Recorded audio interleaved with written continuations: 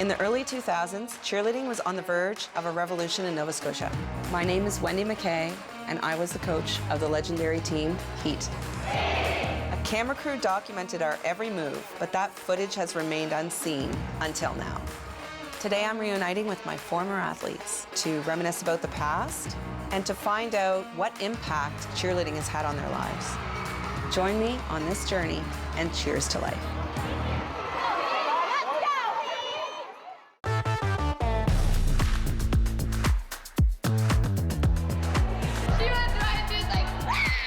Kody is an athlete that you watch from afar and you don't know anything about them, but they just draw you in. When I realized she was coming to the team to try out, I was very excited to have her as part of the team for her strength and also just for her presence on the floor. She was always somebody that I watched on her high school team, Cole Harbour High School. Nope.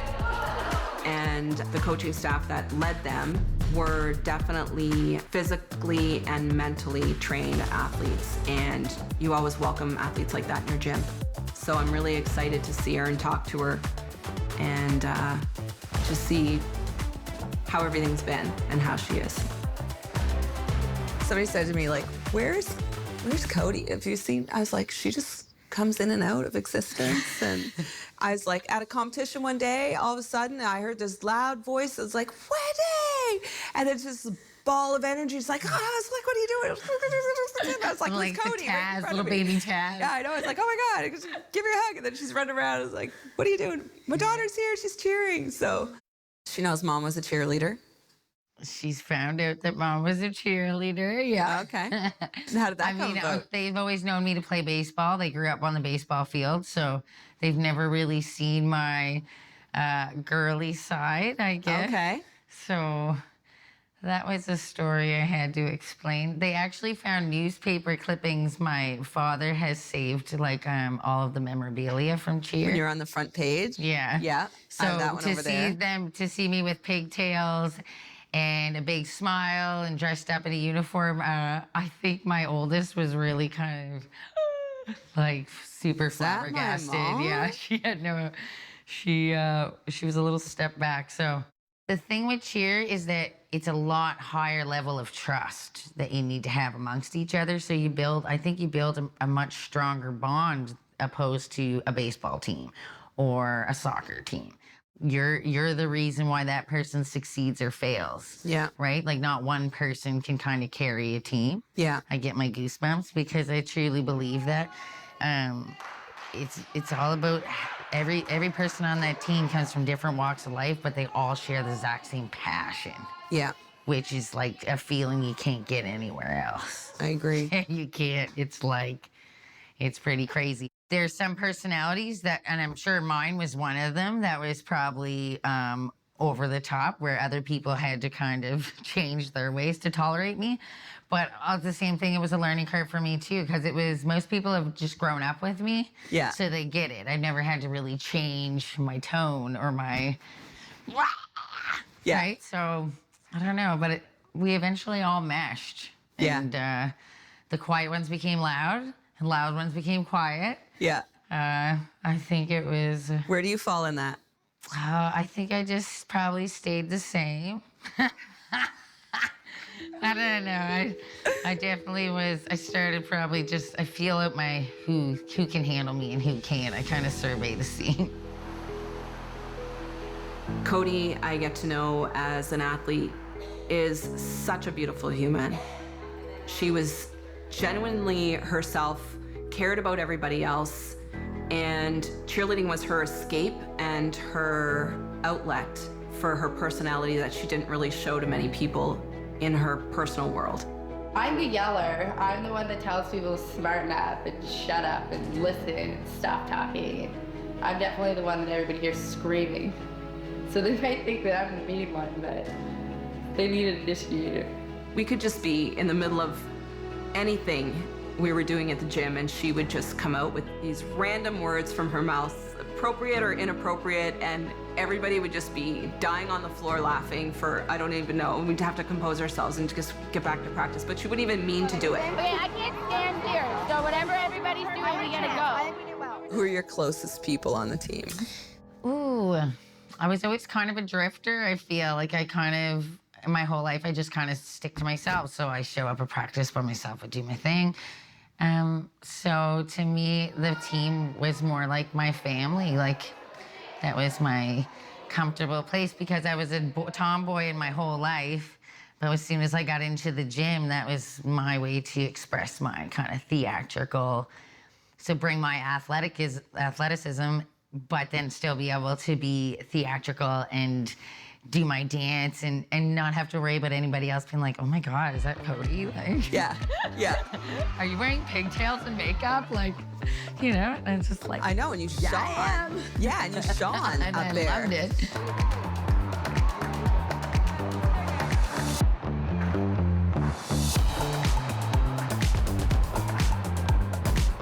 So friendships, like, you must have made a lot of friendships on the team. And people that you'll always keep contact with. Like, we might never have been friends where like we hang out all the time. Ashley Garraway, for instance, right? Yeah. Like, I remember times where I busted out laughing, thinking of something that we started laughing about at practice. Yeah. It's just certain moments that you can't ever get back, you know, Yeah. or with anybody else. Cheer really allowed me to be a girl. Yeah. That was a big thing for me, and to know what it's like to giggle with your friends and, you know, like, just be silly. Yeah. And stay silly. Yeah. That was the best thing about cheer for me, is that I could just still be a kid and have fun, right? I needed that in my life. I had to grow up really fast as a kid. So cheer really brought your childhood. Yeah. And your, yeah. It kind of made it all fun again. Yeah. And we brought it But then I out could just again. let loose and cheer. I just loved it. So overall, I'd say cheerleading brought out a side of you that you didn't even know you had. 100%. Yeah, 100%. Kody was never afraid to do any role on the team. At the drop of a hat, not be caught up in, I'm a flyer, I'm a this, I'm a that. She would just own anything as a coach I would ask her to do. She may be asked to do something she never did before, and she would just be like, okay, what do you need me to do? How do I do it? And I'll just make it happen. She was that person. I thought if I pulled the foot out, it might have screwed something up, so I just let you keep standing. I found that you were always my go-to for, I need someone to do this, and you'd be like, yeah, let's do this. Yeah, I'm so excited. I was just so oblivious to so much. I probably didn't shut up long enough to really understand what was happening around me. I was... I found that you were my person who would kind of like bring people out of their shell, who would be like, Put the shy kid with Kody. yeah, put the shy one with Kody and she'll bring them out of their shell.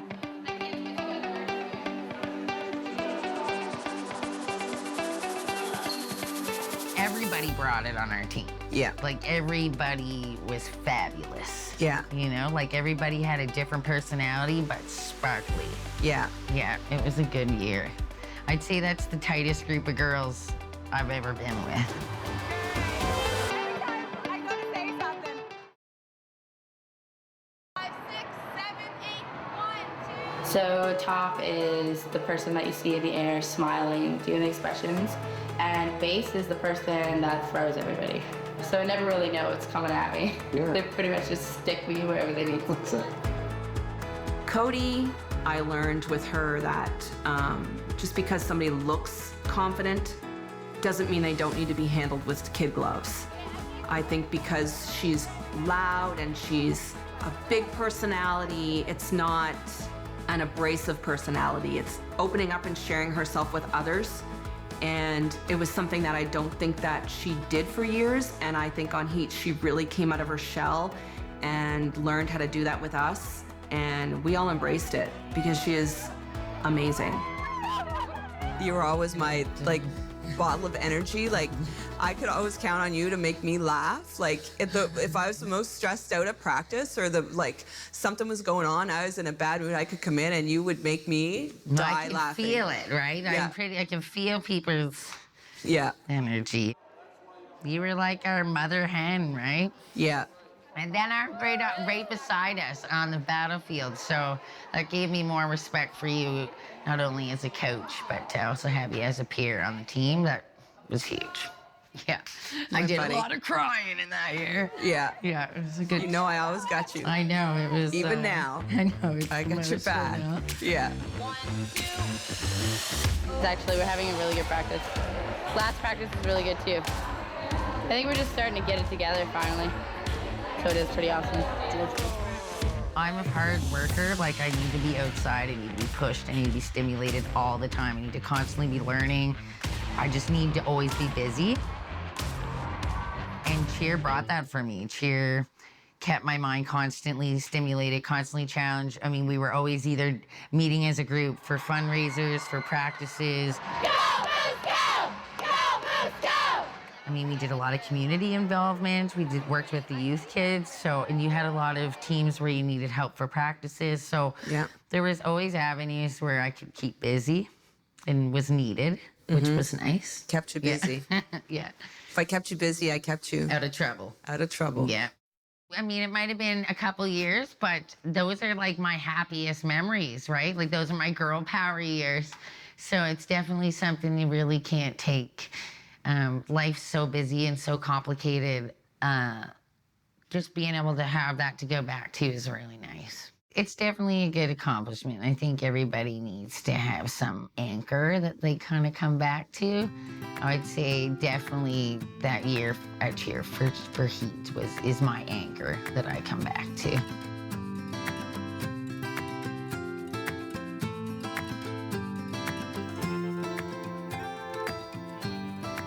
When you become a mom and then, you know, you're wifing it and I mean, we have a homestead, so I'm always in rubber boots and covered in mud and I build houses. So typically I'm always in boy clothes, right? And I'm just slewing around. So I don't know, I just always have my folders to look back on with the girls. Kody is so upfront, blatantly honest. She's that friend who will give you the honest answer. You done? Woo! You Okay. killed it! I get this off me. It was so great to catch up with Kody. I truly missed being around her energy. She brought a lot to the team. She was always genuinely herself. She's still that way to this day.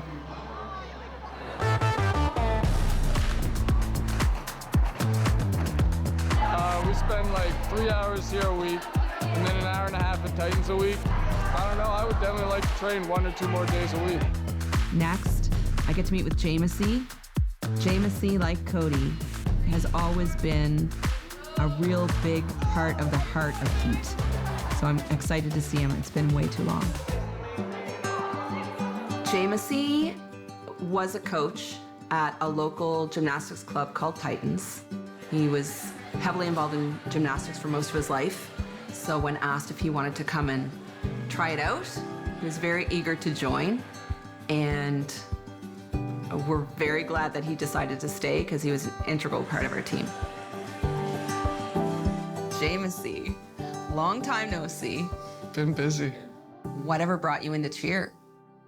Well, I was teaching oldies at Titans, and every Thursday this group of giggling people would come in and be like, I want to learn back tucks, and I want to learn back handsprings. And hey, you can do back tucks and back handsprings, you should come cheer.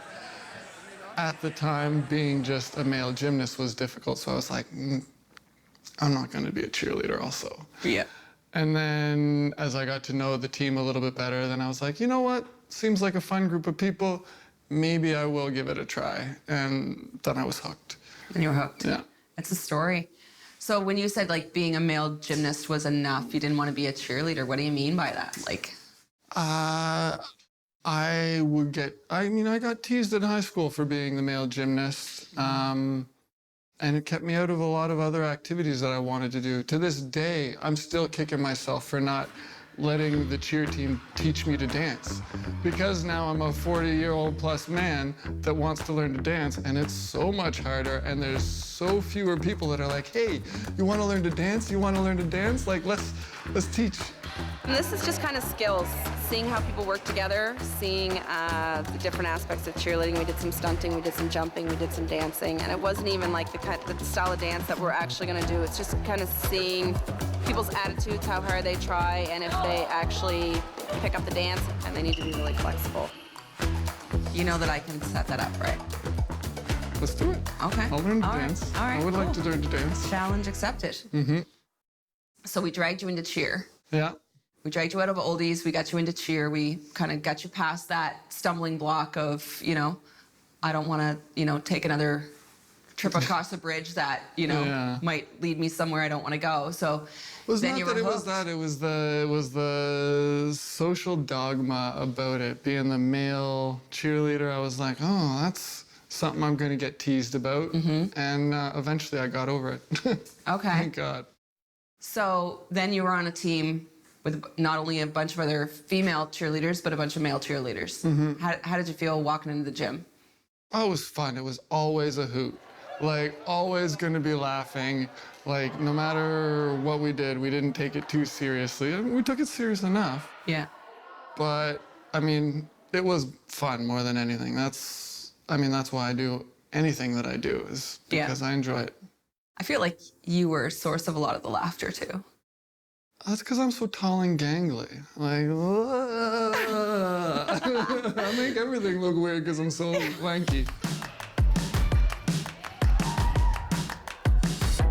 We were fortunate to have several male athletes on Heat back in the day, and they brought a lot to the team, strength-wise. Jamessee, having an extensive background, was very helpful in that he could do a lot of skills that were higher level and could also help me teach.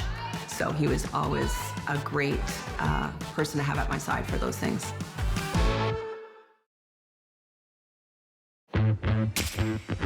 Jamessee is a free-spirited, loving individual. He's a hard worker. He just enjoyed every minute of it, and it was evident in the way he interacted with his teammates. He was one of my biggest assistants, I'd say, when it came to motivating and rallying the troops.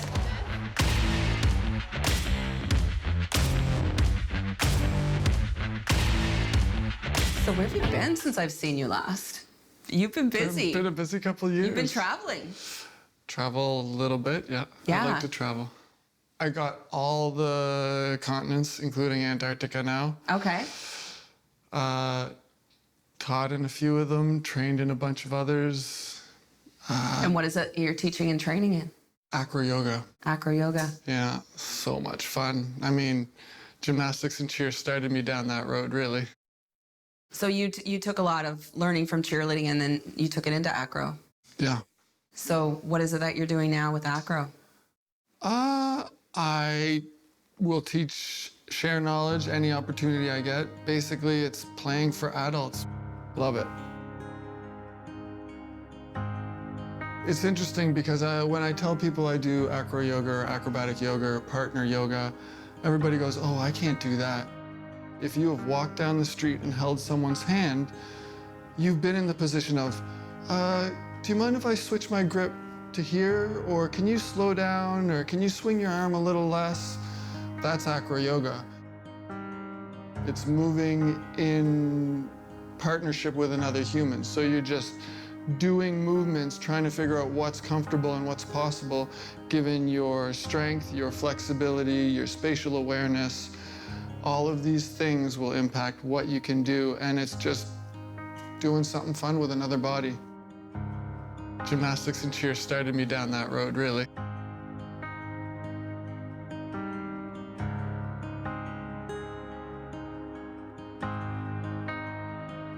Jamessee would be seen hugging anybody at any given time during practice. He never had a problem with physical human contact and encouraging people to be more open to getting a hug, even if they're a non-hugger.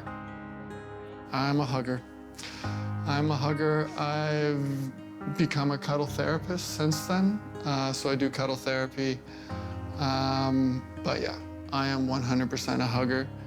I mean, my arms are built for it. They're gangly enough to wrap around just about every human I meet.